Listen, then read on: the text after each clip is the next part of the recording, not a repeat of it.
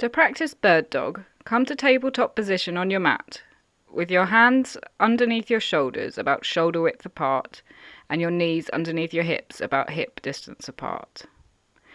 Now inhale, raise your left arm and your right leg at the same time to shoulder height and hip height. Look forward. Breathe steadily to stabilize yourself in the pose.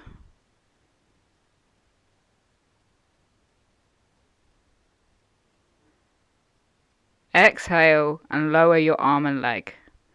Now we're going to do the same thing on the opposite side.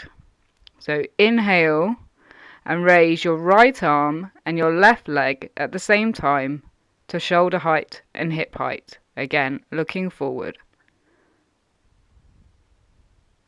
This pose strengthens and stabilizes your core, strengthens your lower back, and challenges and therefore increases your ability to balance.